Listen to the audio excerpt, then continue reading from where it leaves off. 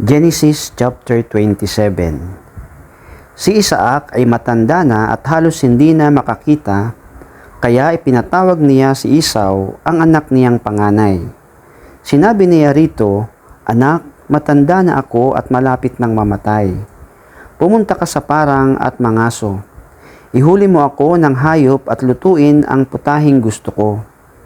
Pagkakain ko'y igagawad ko sa iyo ang aking basbas bago ako mamatay." Nakikinig pala si Rebecca samantalang kinakausap ni Isaac si Esau. Kaya't nang umalis ito upang sundin ang bilin ng ama, tinawag ni Rebecca si Jacob at sinabi, "Narinig ko ang sinabi ng iyong ama kay Esau. Ihuli mo ako ng hayop at lutuin mo para sa akin. Pagkakain ko, babasbasan kita sa harapan ni Yahweh bago ako mamatay. Kaya't ganito ang gawin mo, anak.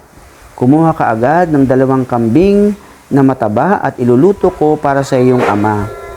Ipaghahanda ko siya ng pagkain gustong gusto niya at ipakain mo ito sa kanya upang ikaw ang mabigyan ng basbas bago siya mamatay."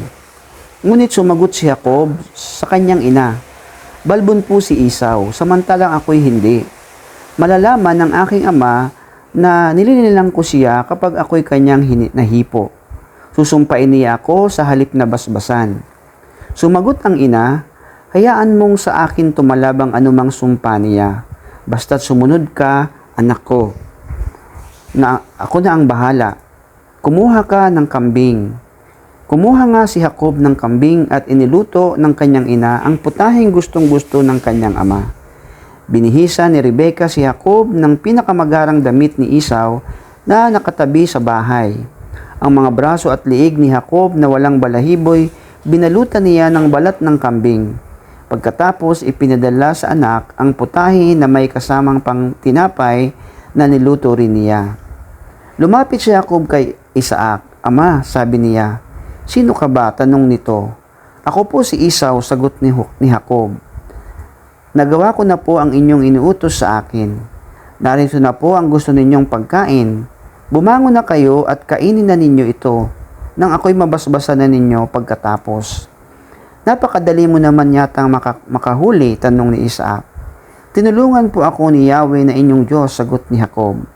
Nagtanong muli si Isaac, "Ikaw ba talaga si Esau? Lumapit ka nga rito upang matiyak kong ikaw nga."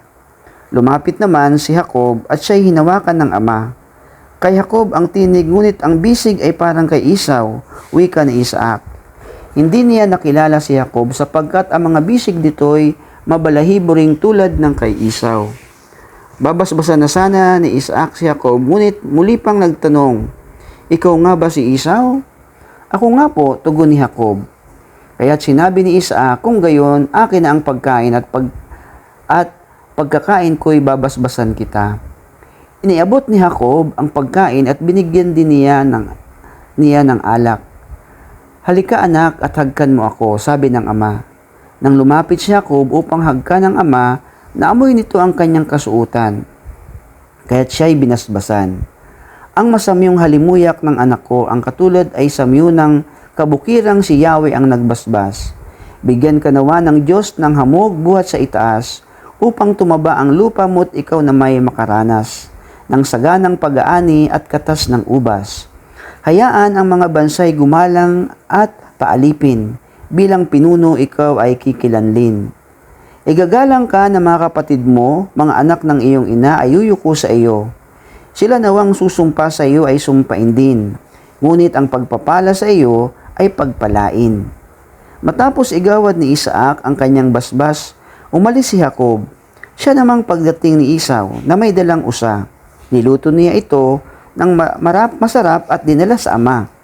Sinabi niya, "Maupo kayo ama at kainin ninyo ang dala kong pagkain upang ako'y iyong mabasbasan." "Sino ka ba?" tanong ni Isaac. "Si Esau po ang inyong panganay," tugon naman niya.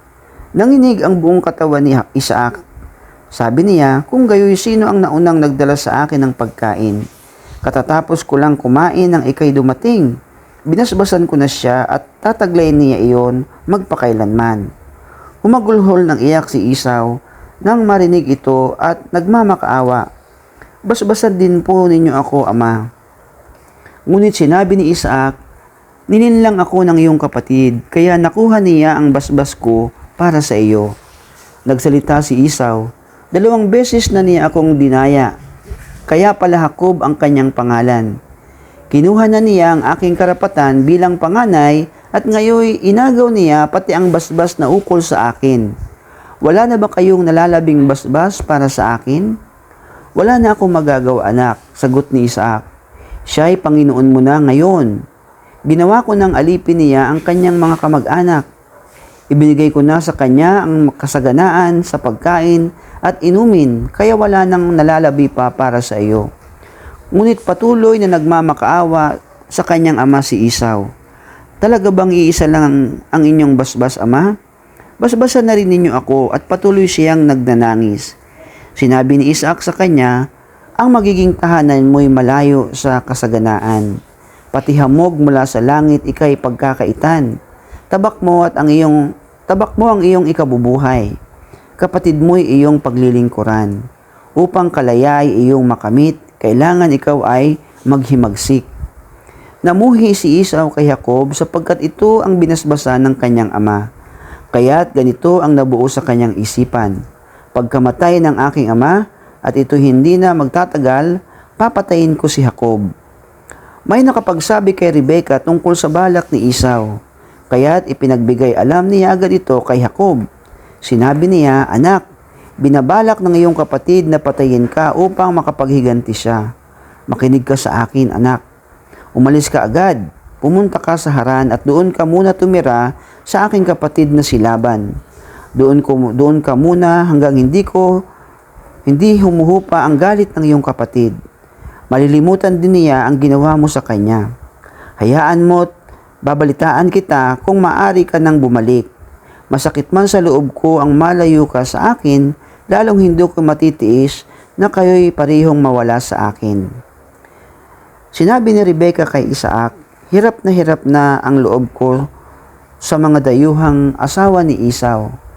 Kapag hiteya rin tulad nila ang napangasawa ni Jacob, mabuti pang mamatay na ako.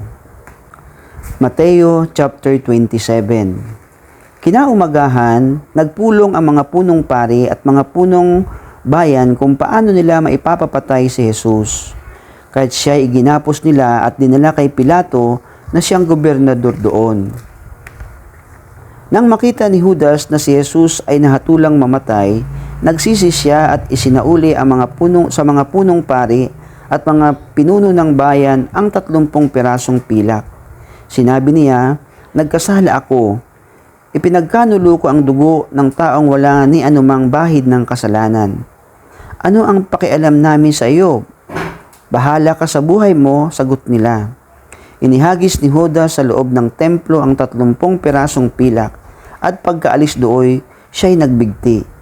Pinulot ng mga punong pari ang mga pirasong pilak. Sinabi nila, labag sa kautusan na ilagay ang salaping ito sa kabangyaman ng templo, sapagkat bayad ito sa buhay ng isang tao.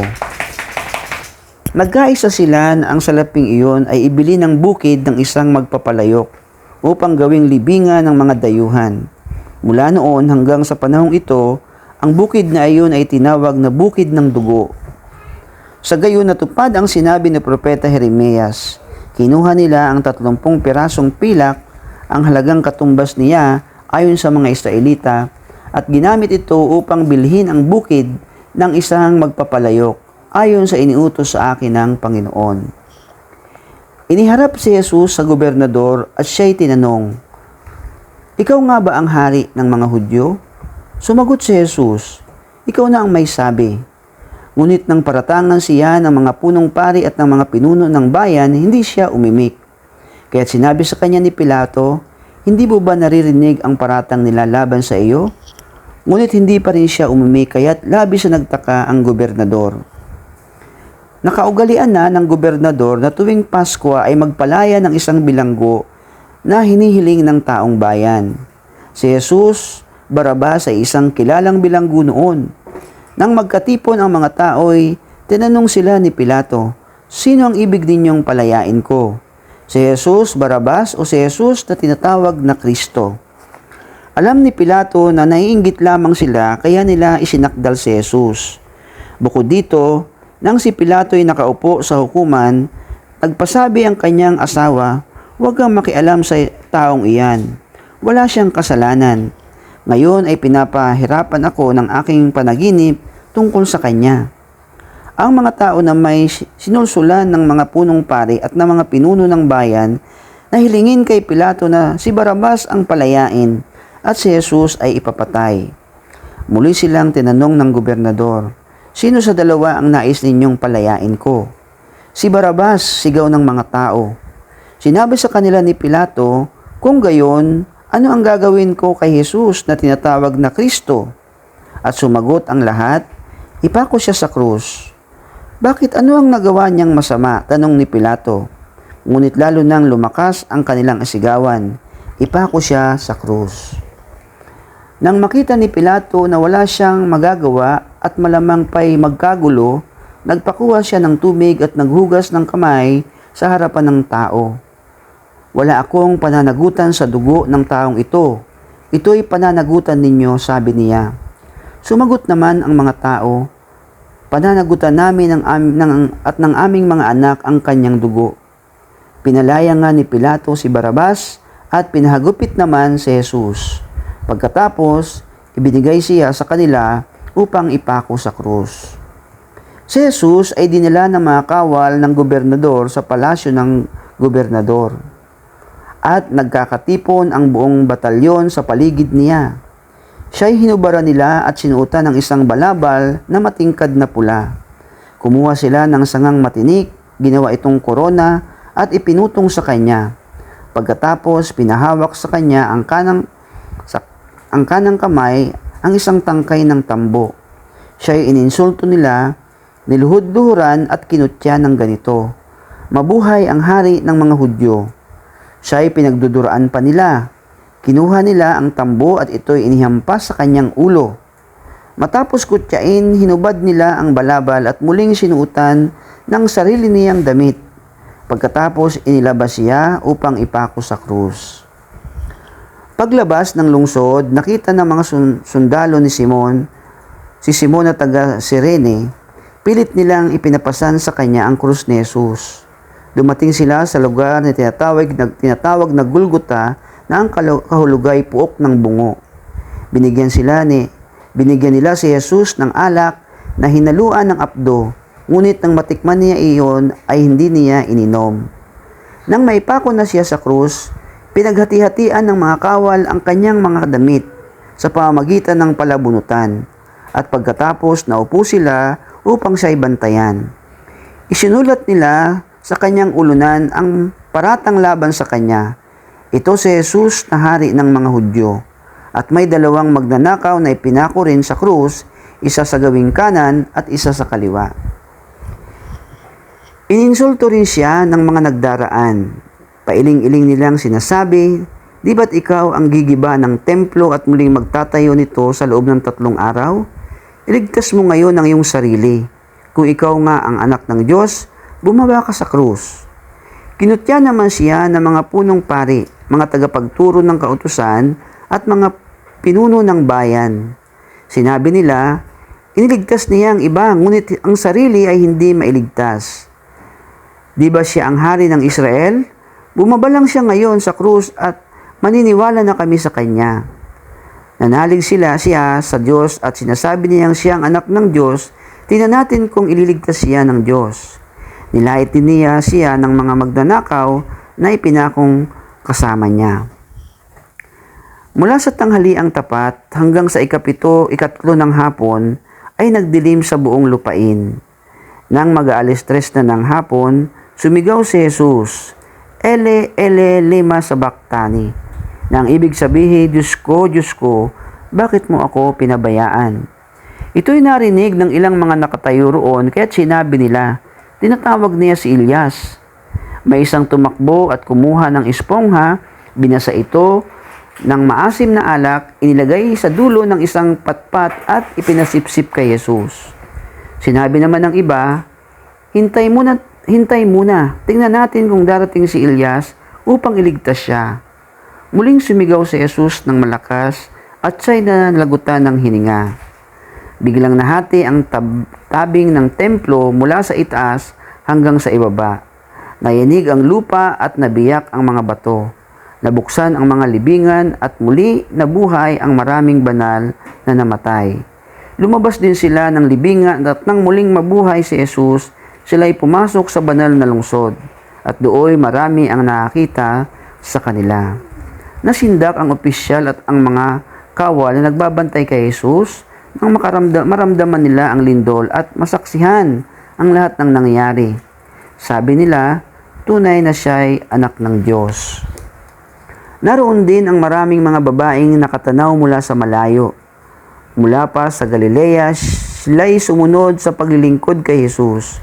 Kabilang sa kanila si Maria Magdalena, si Maria na ina ni Santiago at ni Jose at ang asawa ni Zebedeo. Pagsapit ng dilim, dumating si Jose, ang isang mayamang taga-Arimatea, na tagasunod din ni Jesus. Hiningi niya kay Pilato ang bangkay ni Jesus, kaya't iniutos ni Pilato na ibigay kay Jose.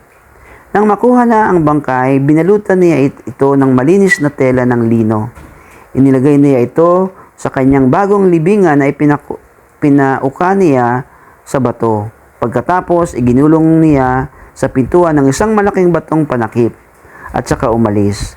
Kasama ang paglilibing, sina Maria Magdalena at ang isa pang Maria, nakaupo sila sa tapat ng libingan.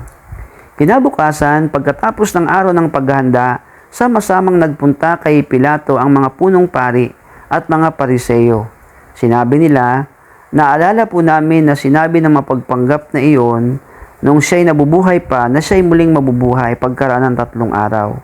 Kaya't pabantayan po sana ninyong mabuti ang libingan hanggang sa 3 araw. Baka pumunta doon ang kanyang mga alagad at kunin ang bangkay at pagkatapos ay ipamalitang siya'y muling nabuhay. Ang pandarayang ito ay magiging masahol pa kaysa una. Sinabi sa kanila ni Pilato, kumuha kayo ng mga kawal at pabantayan ninyong mabuti ang libingan. Kaya't pumaroon nga sila, nilagyan ng tatak ang batong panakip sa libingan at pinabantayan ito sa mga kawal.